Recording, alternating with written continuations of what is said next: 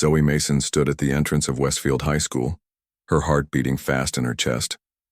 The large brick building looked nothing like her old school in Atlanta. She took a deep breath and adjusted her backpack straps. Today was her first day as the new student, and she was the only black girl in her grade. "You've got this," she whispered to herself, touching the colorful beads in her braided hair for comfort. The beads had been a gift from her grandmother before they moved. Remember what Grandma said. Stand tall even when the world tries to shrink you. The morning air felt cool against her skin as she walked up the steps. When she pulled open the heavy front door, the busy hallway inside went quiet. Dozens of unfamiliar faces turned to stare at her.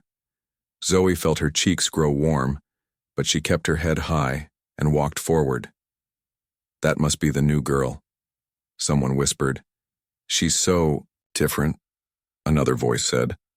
Zoe pretended not to hear them. She had been through this before when her family moved to different neighborhoods in Atlanta.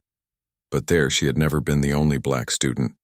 Here in this small Midwestern town, she stood out like a bright flower in a field of grass. She found her locker and tried the combination 3 times before it opened. The metal door squeaked as she put her lunch inside.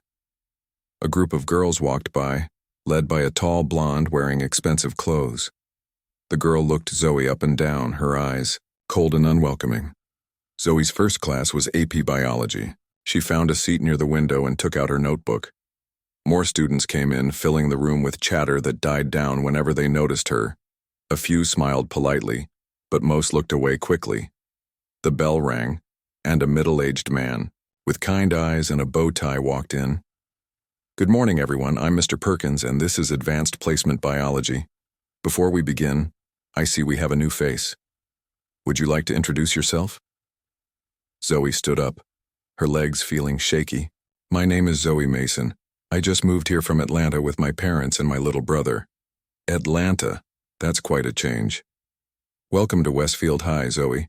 We're glad to have you," Mr. Perkins said with a genuine smile.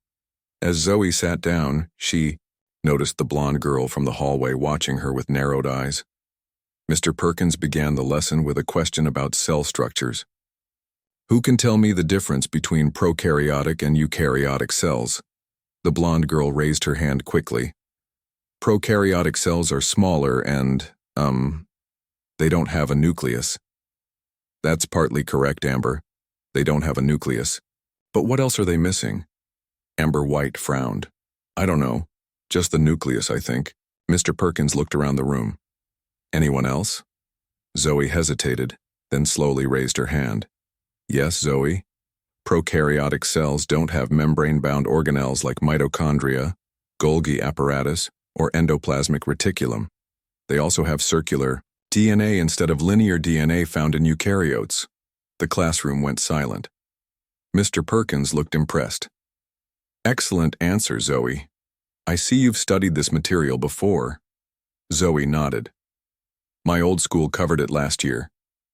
As she sat down, she caught Amber staring at her, eyes cold with dislike. "You won't last long here," Amber whispered as Zoe walked past her desk after class. The rest of the morning passed in a blur of new faces, classes, and hallways that all looked the same. By lunchtime, Zoe's head was spinning.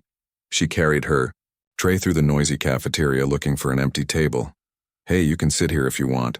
Zoe turned to see a girl with glasses and a friendly smile waving at her from a small table by the window. "Thanks," Zoe said, sitting down across from her. "I'm Zoe." "I'm Lily," the girl said.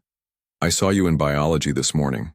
That was really brave answering that question on your first day." "I didn't think it was brave, I just knew the answer," Zoe said, opening her milk carton. "Well, it was brave because you showed up, Amber White, and nobody does that." "Is she important or something?" Lily laughed softly. "Her dad is on the school board, and her family has lived here forever. She thinks she owns the school." Zoe looked across the cafeteria where Amber sat surrounded by friends all laughing and talking loudly. "Great," Zoe sighed. "First day and I've already made an enemy. Don't worry about it, just try to stay out of her way," Lily advised. "So why did your family move here from Atlanta?" "My dad got a new job at the hospital. He's a surgeon." "That's cool." Both my parents teach at the community college. What do you like to do outside of school? Zoe thought about the question carefully. Back in Atlanta, everyone knew her as the Taekwondo champion. She had earned her black belt last year after training since she was 6 years old. But here, she wanted a fresh start. I like reading and science, she said. What about you? I'm in the chess club and I play violin in the orchestra, Lily said. You should join something too, it's the best way to make friends. After lunch, Zoe had math and history classes. In history, she met a boy named Daniel Rodriguez who offered to share his textbook with her until she got her own. He had a quick smile and seemed genuinely nice. If you need help finding your classes or anything, just let me know, he told her. By the end of the day, Zoe felt exhausted but slightly hopeful.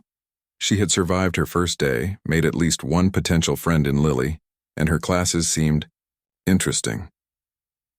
As she walked to her locker, she noticed Amber and 2 other girls watching her from across the hall. Just ignore them, she told herself, turning the combination lock. When she opened her locker, a folded piece of paper fell out. She picked it up and read the message inside. Go back where you came from. Zoe's stomach tightened. She crumpled the paper and shoved it deep into her backpack. She would not let them see her upset. On the bus ride home, Zoe looked out the window at the unfamiliar streets of her new town.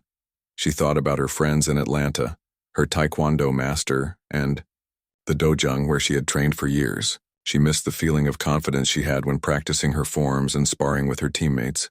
At home, her mother was waiting with her little brother Max. How was your first day? Her mother asked, eyes hopeful. It was fine, Zoe said, not wanting to worry her. The classes are good. Did you make any friends? Maybe. There's a girl named Lily who seems nice. That night, Zoe couldn't sleep. She got out of bed and opened her closet, pulling out a wooden box from the bottom shelf. Inside was her black belt, carefully folded. She ran her fingers over the embroidered Korean characters that spelled out her name. For years, Taekwondo had taught her discipline, respect, and inner strength. Her master always said that a true martial artist never sought out conflict but was always prepared to defend themselves and others. I won't use this unless I have to, she whispered, putting the belt back in its box. But I won't let anyone push me around either. She went to the window and looked up at the stars, the same stars that shone over Atlanta. Somehow that made her feel less alone. Tomorrow would be a new day, and she would face whatever came her way. She was Zoe Mason, and she was stronger than anyone at Westfield High knew. 2 weeks passed, and Zoe settled into a routine at Westfield High. Each morning, she walked through the front doors with a little more confidence than the day before.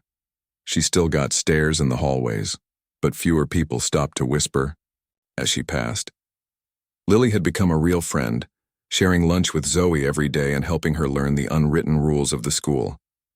Daniel Rodriguez from history class often joined them, bringing his easy laugh and stories about growing up in this small town. You should come to the science club meeting after school, Daniel said one day as they ate lunch.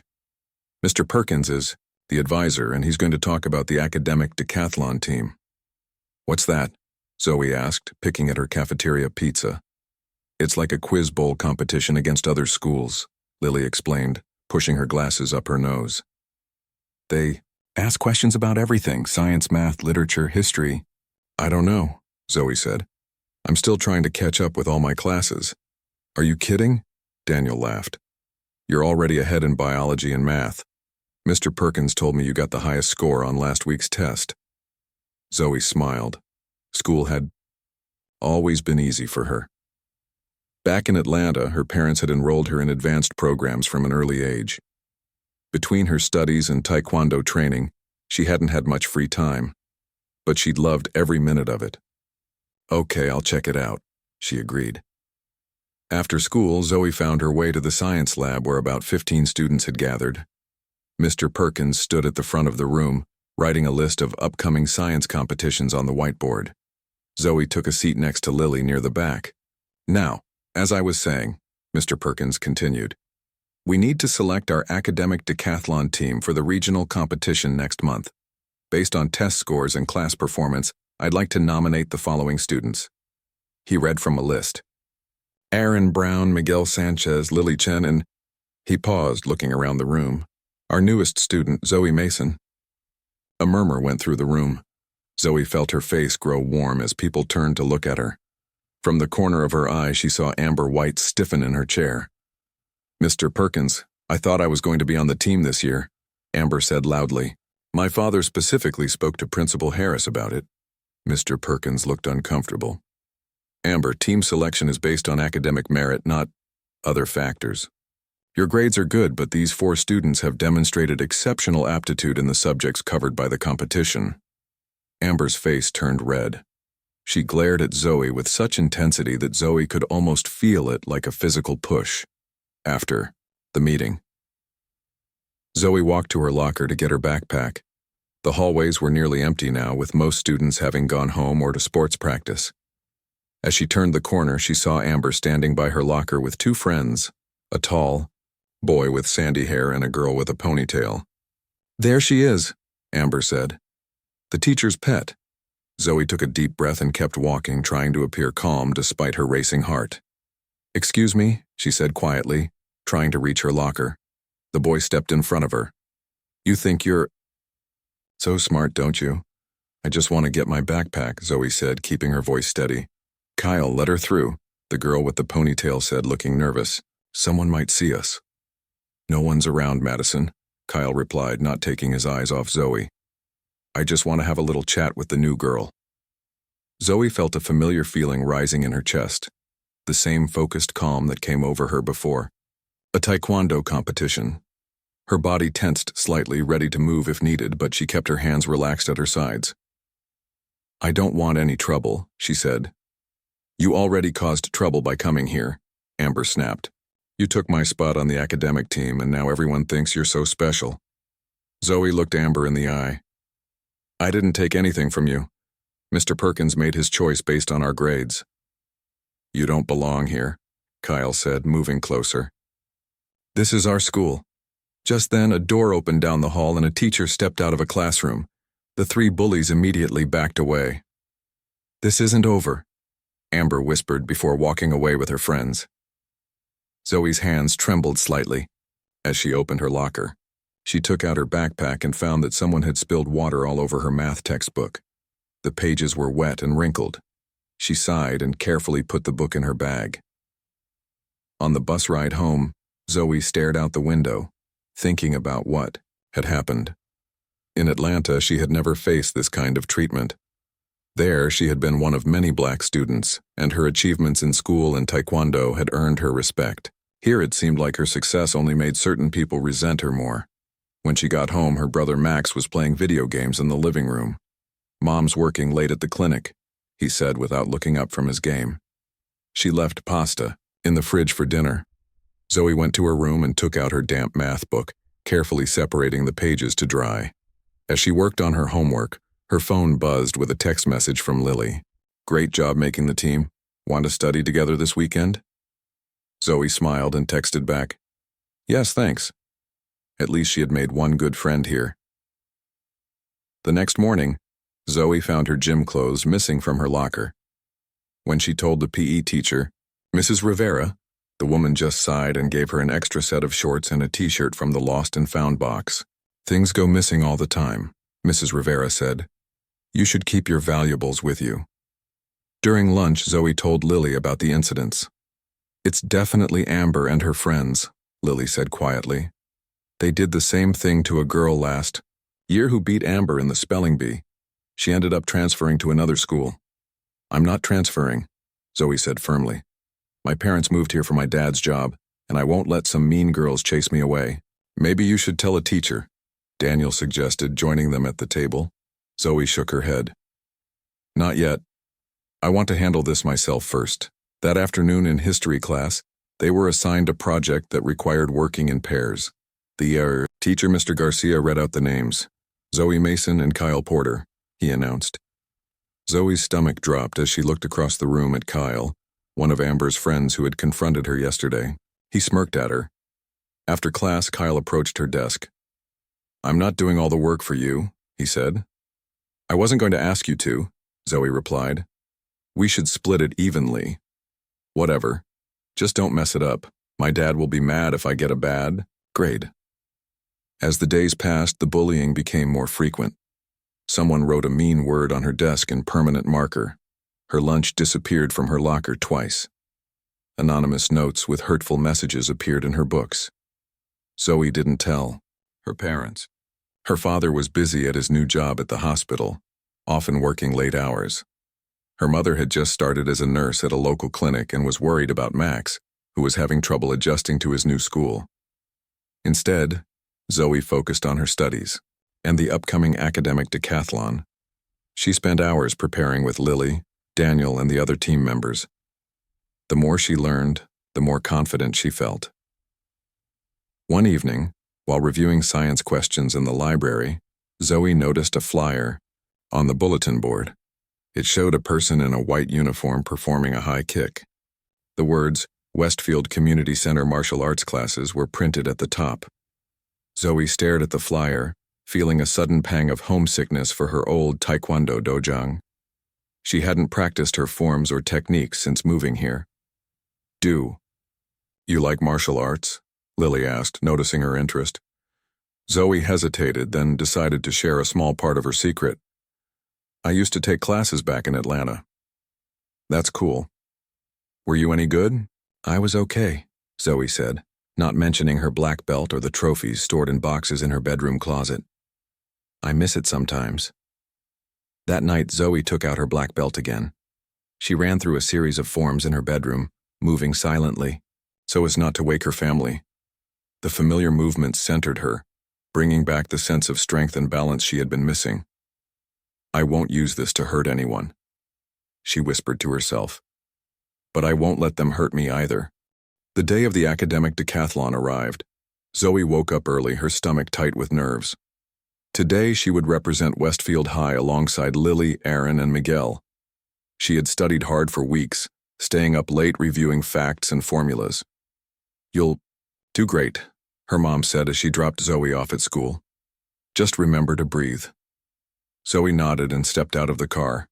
The team would travel by bus to Central High School, where the competition would be held. As she walked toward the school entrance, she saw Lily waiting for her, bouncing on her toes with excitement. "I could hardly sleep last night," Lily said. "I kept dreaming about getting all the questions wrong." "Me too," Zoe admitted, "but we're ready for this." Mr. Perkins gathered the team in his classroom before they left. He handed out blue and gold T-shirts with Westfield Academic Decathlon printed on the front. "I'm proud of all of you," he said. "No matter what happens today, you've worked hard and shown real dedication. Now let's go show Central High what we're made of." The competition was held in a large auditorium filled with teams from 6 different schools. Parents and teachers sat in the audience, watching as the students took their places behind long tables with buzzers. Zoe felt her confidence grow as the competition progressed. She correctly answered questions about cell biology, chemical reactions, and planetary motion. Lily excelled at literature and history, while Aaron and Miguel dominated the math section. By the lunch break, Westfield was tied for first place with Central High. "You're doing amazing," Daniel told Zoe when he found her in the cafeteria. He had come to watch and support his friends. "Everyone's talking about the new girl who keeps answering all the science questions." Zoe smiled, feeling a warm glow of pride. For the first time since moving to Westfield, she felt like she truly belonged somewhere. The final round was intense. Westfield and Central went back and forth, trading the lead several times. When the last question came, the score was tied. "Final question, worth 20 points, the announcer said. "Category, physics. In electrical circuits, what is the name of the law that states that the current through a conductor between 2 points is directly proportional to the voltage across the 2 points?" Zoe's hand hit the buzzer before she even realized she was moving. "Westfield High, Zoe Mason," the announcer said. "Ohm's law," Zoe answered clearly. A bell dinged, indicating a correct answer. "That is correct. Westfield High wins the regional academic decathlon." The Westfield team erupted in cheers. Lily hugged Zoe tightly and Mr. Perkins beamed with pride. They were presented with a large trophy and individual medals. On the bus ride back to school, the team celebrated their victory. Zoe held her medal, running her fingers over the raised design. She couldn't wait to show her parents. Maybe this would help them feel better about the move, knowing she was finding her place here. When they arrived back at Westfield, the principal was waiting to congratulate them. He shook each student's hand and announced that their victory would be celebrated at Friday's school assembly. Zoe felt a wave of happiness as other students came to congratulate the team, but as she walked to her locker, her good mood vanished. Amber, Kyle, and Madison were waiting for her. "Look who's back," Amber said. "The star of the show." Zoe tried to walk past them to her locker, but Kyle stepped in her way. "Must be nice to get all the attention," he said. "First you take Amber's spot on the team and now you're the big hero." "I didn't take anyone's spot," Zoe said firmly. "And I'm just trying to get my backpack so I can go home." "You think you're so much better than everyone else?" Amber said, her voice rising. "Coming here and showing off all the time." Students were beginning to stare at them in the hallway. Zoe felt her face grow hot with embarrassment and anger. "Please move," she said to Kyle. "Or what?" he taunted. Just then, Mr. Perkins came around the corner carrying the trophy. "Is there a problem here?" he asked, looking from Zoe to the 3 students blocking her way. "No problem, Mr. Perkins," Amber said sweetly. "We were just congratulating Zoe on her win." Kyle reluctantly stepped aside and Zoe quickly got her backpack from her locker. She hurried out of the building, not wanting another confrontation.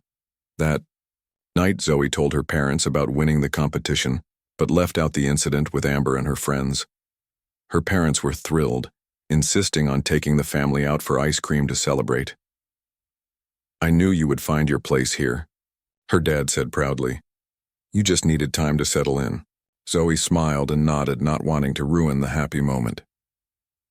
The next day at school, Zoe was called to the principal's office. When she arrived, she was surprised to see Mr. Perkins waiting with Principal Harris. "Zoe, we have some exciting news," Principal Harris said. "Your performance at the academic decathlon was so impressive that you've been selected to represent Westfield at the state science competition next month." "Me?" Zoe asked in surprise. "You'll be presenting a research project of your choice," Mr. Perkins explained. "It's a prestigious opportunity. Only 1 student from each school is selected." "This is a great honor for Westfield," Principal Harris added, "and for you, of course." Zoe felt a mix of excitement and anxiety. "Thank you, I'll do my best." News of Zoe's selection spread quickly through the school. Most students congratulated her, but Zoe could feel Amber's angry glares from across the cafeteria. After school, Zoe stayed late to discuss project ideas with Mr. Perkins. It was nearly 5 o'clock when she finally left the building. The school was quiet. Most students and teachers already gone for the day. As Zoe walked through the parking lot toward the bus stop, she heard footsteps behind her. "Hey, Science Star," Kyle's voice called out. Zoe turned to see Kyle, Amber, and Madison approaching her. There was no one else around in the nearly empty parking lot.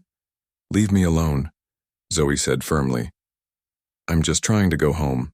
"You've been showing off since the day you got here," Amber said, stepping closer. "Taking opportunities that should have been mine."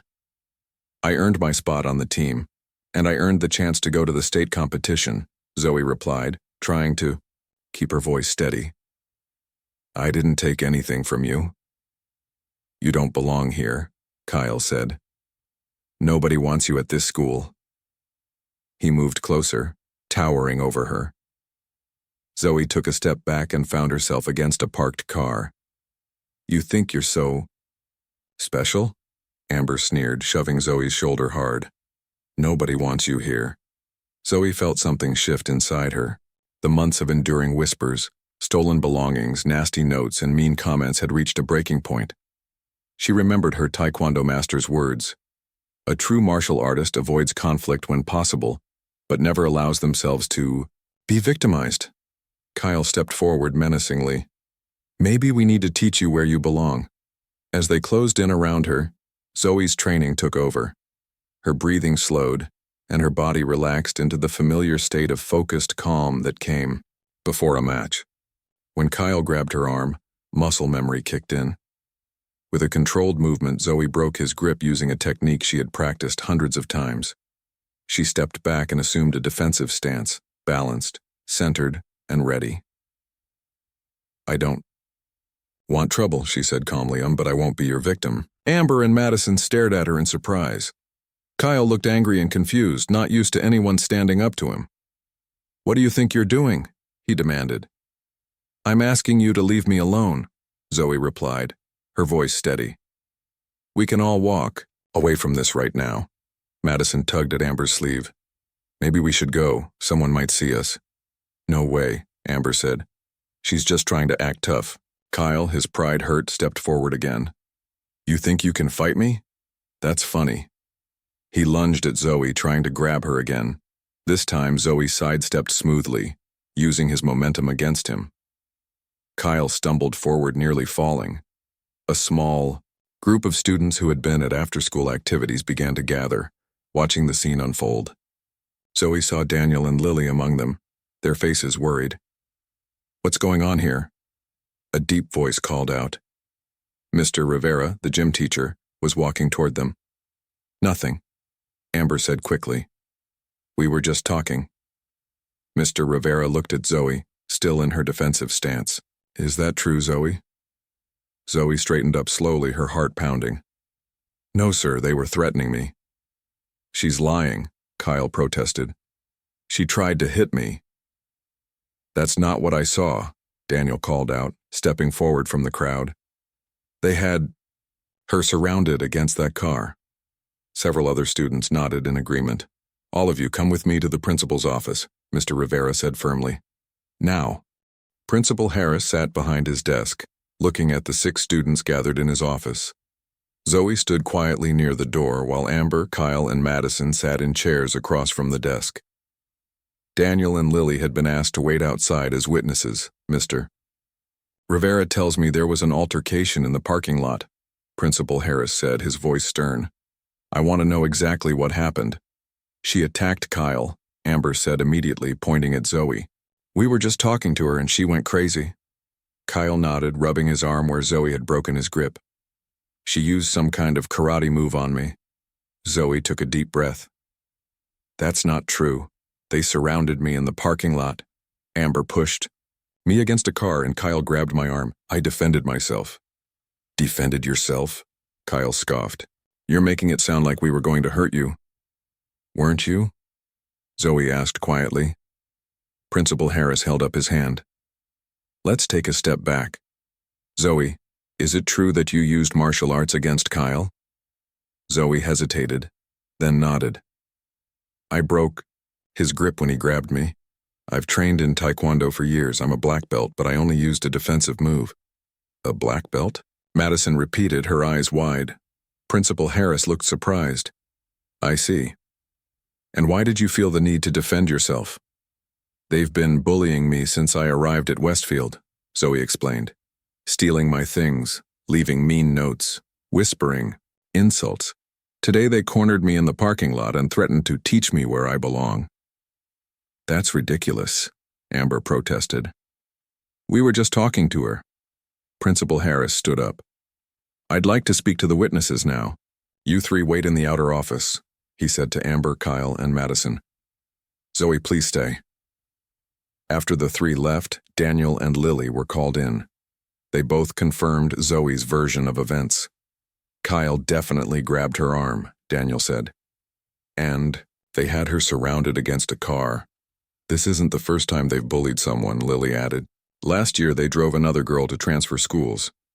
When everyone had been questioned, Principal Harris called Zoe's parents. 30 minutes later, her mother and father arrived, looking worried. "Mr. and Mrs. Mason, thank you for coming," Principal Harris said, inviting them to sit. "There was an incident today involving Zoe and some other students."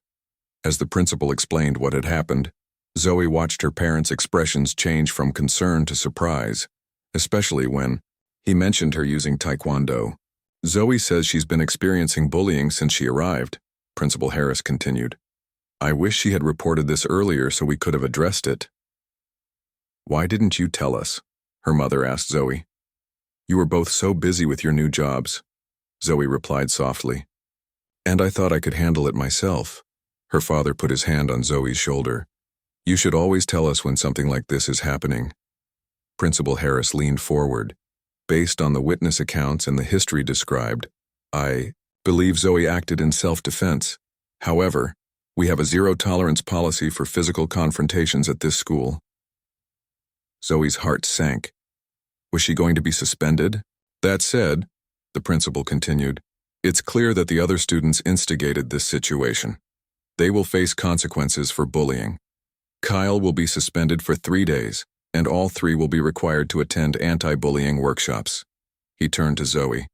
As for you, I understand you were defending yourself, but I need you to promise that in the future, you'll seek help from a teacher or staff member before a situation escalates to this point. I promise, Zoe said, relieved that she wasn't in trouble. And one more thing, Principal Harris added. Mrs. Rivera, our physical education teacher, mentioned that we don't have a Taekwondo instructor for our martial arts club. She wondered if you might be interested in helping out, teaching some basic moves to other students. Zoe looked at her parents in surprise. Her mother nodded encouragingly. I'd like that, Zoe said with a small smile. The next morning, Zoe walked into school feeling nervous. Would everyone be talking about what happened? As she moved through the hallway, she noticed students looking at her differently. There were no more hostile stares or whispers, but instead, looks of curiosity and even respect. Is it true you're a black belt in karate? A freshman girl asked her at her locker. Taekwondo, Zoe corrected. And yes, I am. That's so cool, the girl said, her eyes wide. I heard you flipped Kyle Porter over your shoulder. Zoe shook her head. That's not what happened. I just defended myself. Throughout the day, more students approached her with questions and exaggerated versions of the story. By lunchtime, rumors claimed she had taken on 5 seniors at once or that she had kicked a dent in a car. The whole school is talking about you, Lily said as they sat down for lunch. Someone posted a video. A video? Zoe asked in alarm. Daniel nodded. One of the students recorded part of it on their phone. It only shows you breaking Kyle's grip and then taking that stance, but it's gone viral in the school group chat. Zoe groaned. Great. Now everyone thinks I'm some kind of fighter. Better than everyone thinking you're an easy target, Lily pointed out. After school, Zoe went to the gym where Mrs. Rivera was waiting. The physical education teacher was a former college athlete with a no-nonsense attitude but kind eyes. So you've been hiding your talents, Mrs. Rivera said with a smile. Principal Harris tells me you're a black belt. Zoe nodded. Yes, ma'am. I earned it last year after training since I was 6. Impressive. Our martial arts club is small but enthusiastic. They meet twice a week after school. Would you be willing to show them some basics?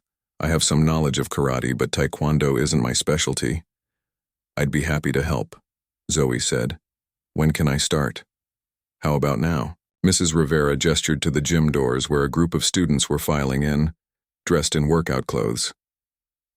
I told them we might have a special guest today.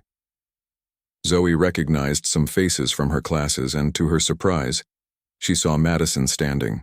Hesitantly at the back of the group, Mrs. Rivera called for attention. Everyone, this is Zoe Mason. She's a black belt in Taekwondo and has kindly agreed to share some of her knowledge with us. The students clapped politely. Zoe stepped forward, suddenly nervous about teaching for the first time.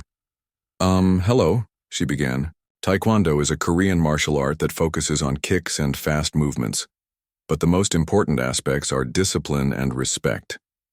Before learning any techniques, we need to understand that martial arts are for defense, not for starting fights. As she spoke, Zoe felt her confidence growing. She demonstrated a basic stance and invited the students to mirror her movements. Soon they were all practicing simple blocks and steps. Madison stayed at the back, following along but looking uncomfortable. After the session, as other students left, she approached Zoe. I wanted to say I'm sorry, Madison said, looking at the floor. For everything that happened. I shouldn't have gone along with Amber and Kyle. Zoe was surprised. Thank you for apologizing. I joined this club last semester because I was tired of feeling scared all the time, Madison admitted. but I'm not very good at it. It takes practice, Zoe said. If you want, I can help you with the basic forms. Madison looked up, surprised by the offer. Why would you help me after what we did to you? Because that's what my master taught me, Zoe replied. Taekwondo isn't just about fighting. It's about building character and helping others. That evening, Zoe's phone buzzed with a text from Daniel. Have you seen the school paper's website? Your front page news. Zoe quickly pulled up the site on her computer. There was a photo of her at the academic decathlon holding her medal. The headline read, New student wins academic honors and stands up to bullying. The article praised her achievements and mentioned that she would be helping with the martial arts club. It also noted that the school was implementing new anti-bullying measures inspired by recent events. As Zoe read the article, she felt a complex mix of emotions. She hadn't wanted this kind of attention, but maybe some good would come from it. If other students who were being bullied saw that they could stand up for themselves, perhaps things would change at Westfield. Her phone buzzed again. This time it was a text from an unknown number. This isn't over. You'll regret embarrassing us. As Zoe stared at the message, her moment of hope fading. Amber wasn't going to let this go easily. The confrontation in the parking lot wasn't the end. It was just the beginning. A week passed since the parking lot incident. Kyle had returned from his suspension, but he kept his distance from Zoe in the hallways.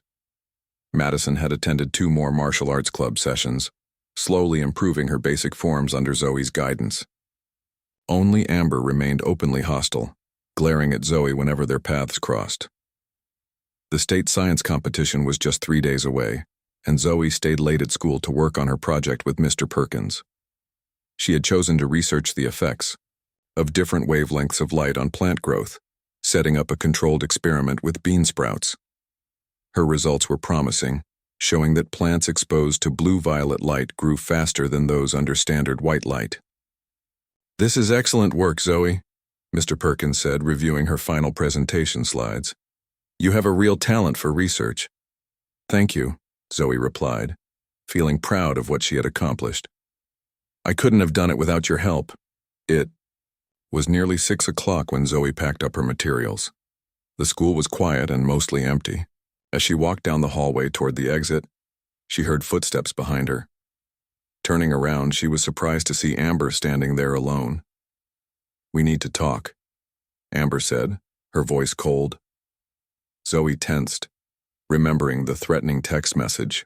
I don't think we have anything to talk about. You've ruined everything, Amber continued, taking a step closer. Everyone thinks you're so special with your perfect grades and your black belt. My father is furious that I got in trouble because of you. You got in trouble because you were bullying me, Zoe pointed out calmly. That was your choice, not mine. Amber's face flushed with anger. Do you know who my family is in this town? My grandfather helped build this school. We've been here for generations, and then you show up and think you can take over? Zoe sighed. I never wanted to take anything from you, Amber. I just wanted to go to school and make friends like everyone else. Well, you've made an enemy instead, Amber snapped. And you'll see what happens to people who cross me. Before Zoe could respond, the door at the end of the hall opened. Principal Harris and a man in an expensive suit walked out of the office, deep in conversation. Zoe recognized the man as Mr. White, Amber's father, and a member of the school board. Amber quickly stepped back, her expression changing from anger to a fake smile.